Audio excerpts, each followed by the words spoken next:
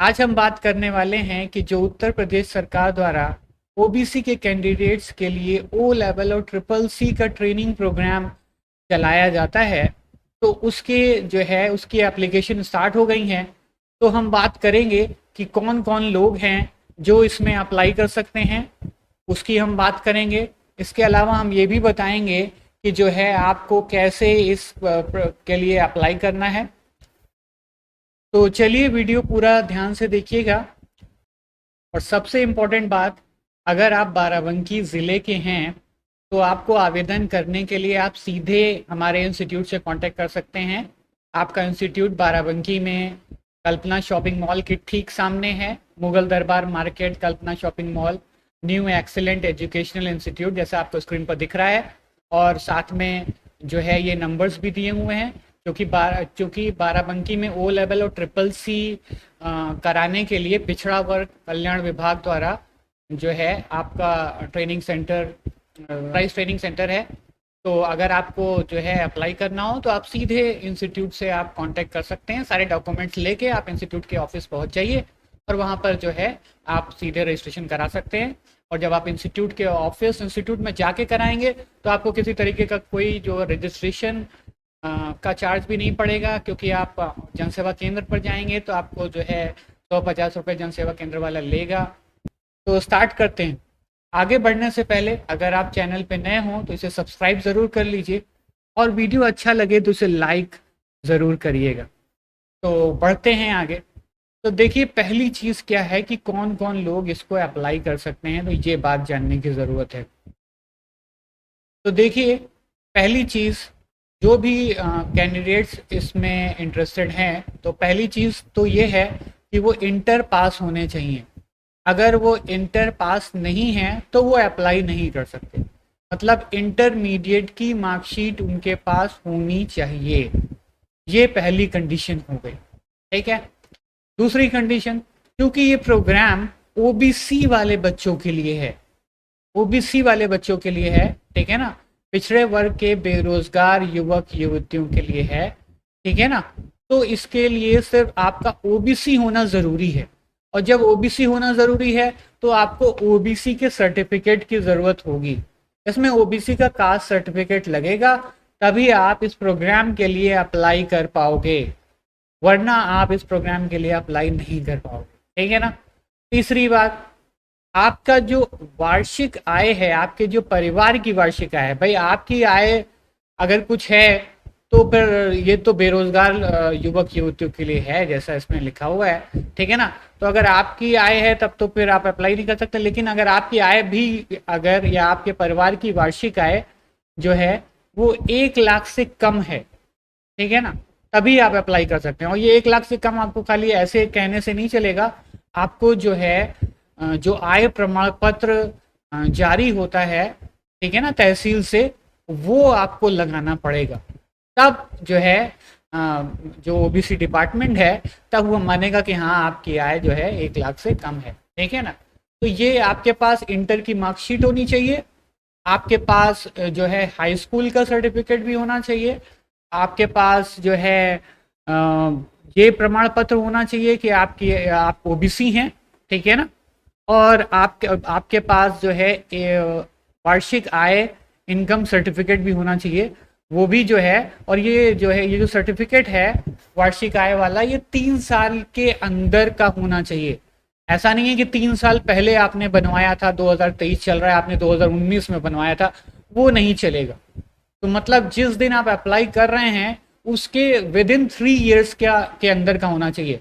अगर उसके पहले का है तो नहीं चल पाएगा, ठीक है ना, तो आपका फॉर्म रिजेक्ट हो जाएगा, पक्की बात है, ठीक है ना। तो ये बात ध्यान रखिएगा कि लास्ट डेट तक आपका जो है जो इनकम सर्टिफिकेट है वो आपका वैलिड होना चाहिए जिस दिन अप्लाई कर रहे हैं। तो ये आपको चीज़ें क्लियर होंगी कि क्या क्या डॉक्यूमेंट लगेंगे। फिर हम बात करते हैं इसमें सिलेक्शन प्रोसेस की, ठीक है ना। ये जो सिलेक्शन प्रोसेस है, ये सिलेक्शन प्रोसेस आपका जो है इंटर की मेरिट पर इसमें सिलेक्शन होगा। ये नहीं कि जो है जितने बच्चे अप्लाई करेंगे सबका हो जाएगा, ये सिर्फ सीटें इसमें सीमित होती हैं।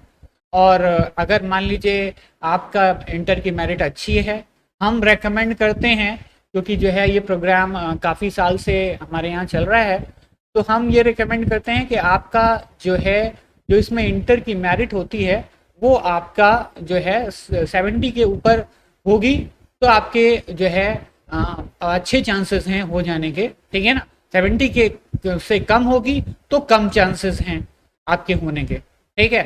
तो और ओ लेवल में, ट्रिपल सी में तो अगर आपकी जो है कम भी मेरिट होगी तब भी आसानी से हो जाता है, लेकिन ओ लेवल में ये ज़रूरी है कि आपकी मेरिट काफ़ी अच्छी होनी चाहिए, मतलब 60 से ऊपर तो होनी ही चाहिए, ठीक है ना। अब ये डिपेंड करता है, ठीक है ना, अब इसमें कोई ऐसी चीज़ नहीं है क्योंकि मेरिट पर है, मेरिट कितने नीचे गिर जाए ये आप समझते ही हैं।